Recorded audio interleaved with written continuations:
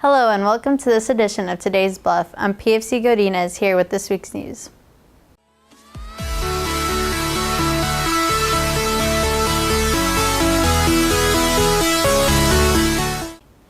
Marines with Marine Aircraft Group 31 conducted a pilot rescue drill off the coast of Beaufort in the Atlantic Ocean.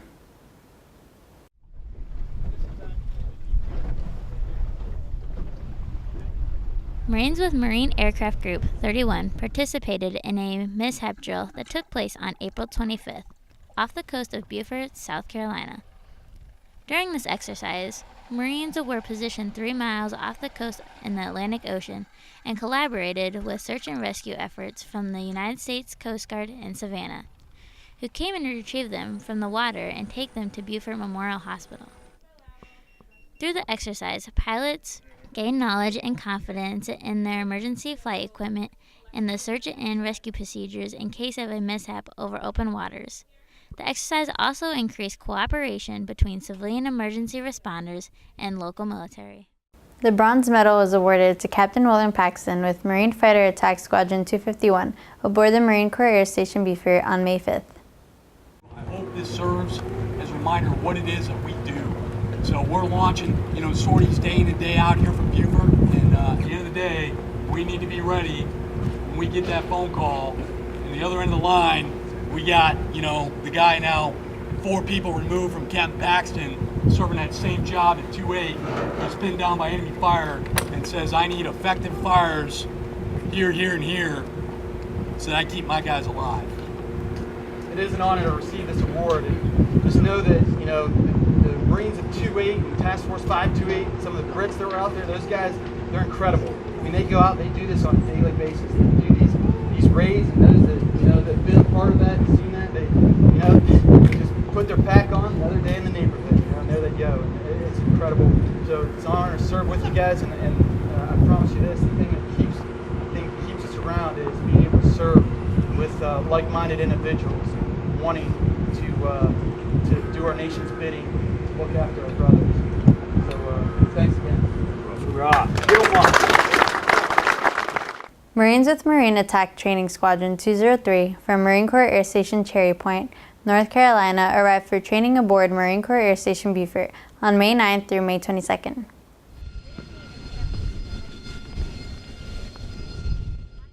Welcome. We're happy to be here in Beaufort. The installation is very nice. The Harrier is the Marine Corps attack platform used for close air support, mainly on an LHD, LHA platform for the MU mission set. It's the only VSTOL aircraft currently operational at this time and soon to be replaced by the Joint Strike Fighter. The Harrier is, till recently with the Joint Strike Fighter, the only aircraft that can take off and land both vertically, and then also it can land on short runways, less than 5,000 feet. The AV-8 goes subsonic, so right below the speed of sound, but down low it can do about 400, 500 knots depending on what type of mission we're doing. Marine Corps Air Station Cherry Point's having an air show this weekend, so unable to perform the operation that we need to as a fleet replacement squadron. Decided to come down to Marine Corps Air Station Beaufort due to the availability of the vertical landing pads, which we need to get proficiency in the Beaufort tower controllers, the airfield services, and then make sure the vertical landing pads are ready for the Joint Strike Fighter in a couple months. Any military aircraft should be able to go to any other military installation and be able to accomplish the mission that we need to. Specifically, a Marine aircraft should be able to go to any Marine facility and be able to operate the sortie rates, the training missions that we need to execute. Harrier's been out to Marine Corps Air Station Miramar and operated successfully. Our squadron goes out to Yuma 3 times a year and operates successfully, and it's a Harrier base.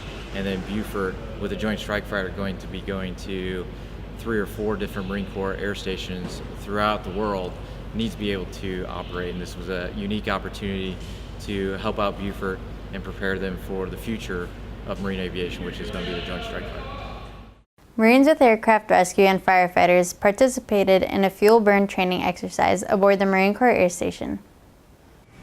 On May 16, 2014, Marines with aircraft rescue and firefighters participate in a training exercise aboard the Marine Corps Air Station Beaufort. All right, here's how it's going to work. 4 fueled Marines are going to be dressed and ready to go. They cannot enter the pit. You guys cannot enter the pit, all right? So we're gonna get you up on the hose. We'll get you a little bit of hose time. Stand in there, all right? Make sure you got a good position. Our guys will be there to help you out. Make sure you got a good proper stance, okay? So like I said, there's gonna be 2 Fuels Marines. Right behind them, right next to them is gonna be 2 ARF Marines. So what's gonna happen, you guys are gonna fight the fire like you would be using a TAU. So 30 seconds, 30, 40 seconds. All right, it's gonna get hot. It's gonna get hot. Then you're gonna transition, you're gonna turn the hose over to my ARF Marines, and our ARF Marines are gonna go in the pit and fight the fire like they would. We're gonna let it burn back today. So if you don't know what that means, we're not gonna put it totally out. When you hear the horn blast, everybody out of the pit will exit the pit safely, and we're gonna change over. 2 more Fuels Marines, 2 more ARF Marines on each side, on each nozzle. We'll just keep going until we're done. Good to go? This training ensures that each ARF Marine knows what to do in case of an emergency. Veterans from World War II and the Vietnam War were welcomed by Marines, soldiers, and civilians during honor flight on May 16th at 165th Airlift Wing, Georgia, Air National Guard installation in Pooler, Georgia. Honor Flight Savannah is dedicated solely to take our senior veterans, and by that I mean veterans of World War II, Korea, and now Vietnam, up to Washington so they can see the war memorials that were built in their honor. Interestingly, our World War II veterans, there were 16 million in uniform during World War II. Their monument wasn't completed until 2004.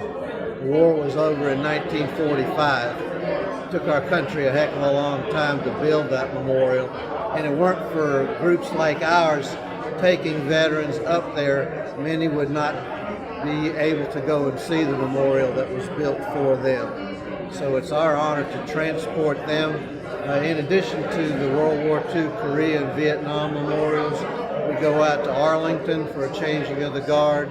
We go by the Iwo Jima Memorial, we go to the Navy Memorial, and we are met by officers who are stationed at the Pentagon along the way who thank these veterans for their service. And the neat part about traveling in groups like this is when these veterans who served many, many years ago get together.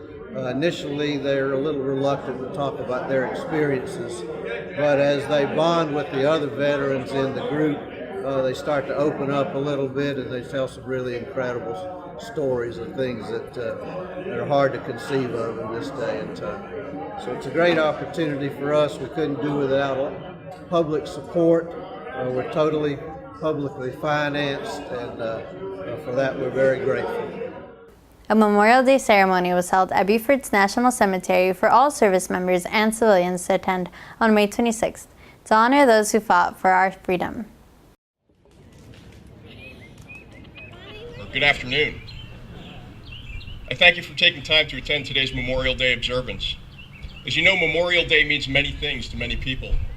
For many, it signifies the approach of summer, the opening of pools, the end of school, the Indianapolis 500. They give passing thought to the real reason for the holiday, to honor the men and women who have given their lives in service to our country and to acknowledge our sacrifice for us. Your presence today indicates that you have not forgotten the reason for what is in fact a rather somber holiday. Originally known as Decoration Day, Memorial Day originated after the Civil War, the painful war that split and then ultimately unified our country. Over the past several decades, though, we've seen a decrease in that common experience as fewer and fewer of our citizens have served in the armed forces. Many in our nation have limited personal exposure to the reality of multiple deployments and the uncertainty that comes with having a loved one in combat. The danger in this is that we as a nation may become less engaged in the conflicts we enter, that we may start to think of war as someone else's job and someone else's concern, that we might lose sight of what those grieving women I spoke of earlier clearly understood.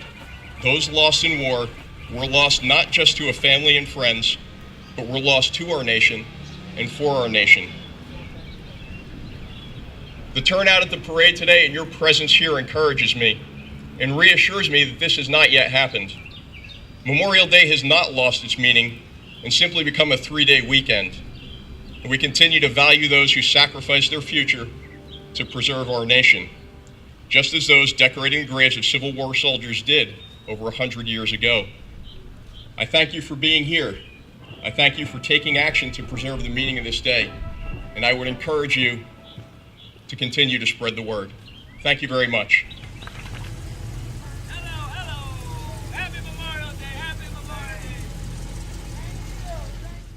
That's all for the news today. Stay up to date on all that's happening in the Tri-Command area.